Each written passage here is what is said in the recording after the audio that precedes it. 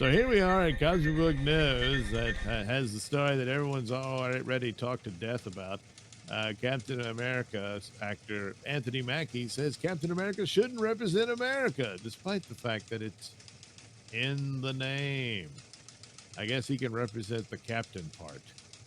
So all you captains, here's your representatives. And so, the deal. He was talking BS in some country or whatnot. And says Captain America represents a lot of different things, and I don't think the term America should be one of those representations. I don't know. How do you get there?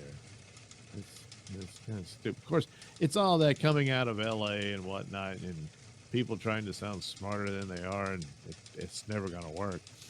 And he's in a foreign country, so he figures, hey, I can't be representing America here. But the movie is called Captain America. But anyway, it's about a man who keeps his word, who has honor, dignity, and integrity, someone who is trustworthy and dependable, which America is none of those things. So you see the stupidity, So anyway, he decided to follow up on that.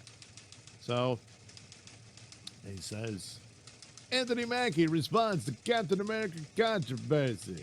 Well, it's not Captain America's controversy. It's his. So he says, let me be clear about this. I'm a proud American. Really? You seem to think there's nothing to do with dignity and honor in America.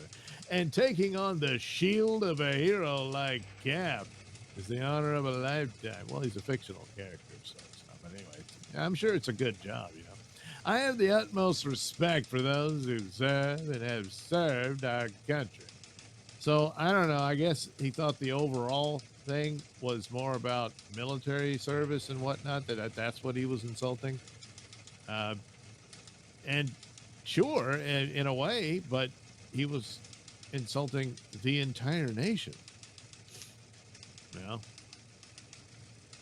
I mean, I'm willing to give him a pass in the sense that he's kind of stupid on this. And, I didn't mean for it to come out that way. Maybe, I don't know. Cap has universal characteristics that people all over the world can relate to. Yeah, well, probably should have gone with that, But the main thing about this, these actors, they got to promote these movies. They're contractually obligated to do so. And you don't really want to piss anybody off.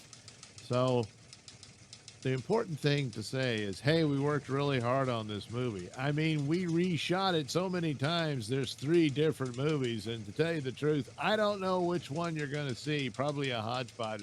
No, you don't want to say all that. You just say we worked really hard on it, and it's an action-adventure movie, and we hope you like it. Please come and see it. There you go. That's all you got to do.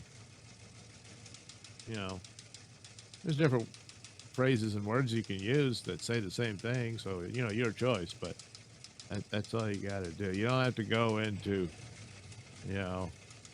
it's not about America, it's about the world. Well, he's not Captain World, he's Captain America, And so it's not the immediate when someone says, I'm very proud of my country. There's a lot about the history that I really admire and that sort of thing. It's not the immediate that it means, since you're not my country, you're shit. So it's that attitude that comes into this, the thinking that any pride of your homeland or whatnot is an insult to others. I mean, there's nothing specific here about a certain point in history or any kind of incident or any of the wars or any of that sort of thing, and what have you. So, yeah, I'm really proud of that, too. But, it's just the overall broad brush of it, it's not about America. That shouldn't be part of Captain America's representation. It should only be, honor and dignity and being trustworthy. So, Do you understand the concept of logic? Yeah. But anyway, as if the movie wasn't in bad shape enough as it is, this was one more little incident. And it is rather minor because it's just, well, actors say stupid shit. That's just the rule. It's always been that way. And so you could usually just kind of, move on. But man, after the 10 years we've been through and whatnot, and then this movie is just, again, there's probably 3 different versions of it with the amount of money they spent and the amount of reshoots they did, that it's impossible to make its money back. And so their best bet was to try to fix it as much as possible in the hopes that it won't do as much damage to the overall MCU brand. That's the best they could hope for, and then this happens. So now it's like, and then any kind of coin it might have the potential of gaining would be that, well, some people went to see it and word of mouth said, well, it's not as bad as I thought, because one of the things going for it was always the lowered expectations. And then you see it, well, I was expecting way worse than this. So, oh, gee, it's a positive. We'll take it. And well, maybe I'll check it out. But now there's people pissed off. So, yeah, it's one thing to have a stupid movie, but then to have a movie that pisses people off. Yeah, you don't want to do that.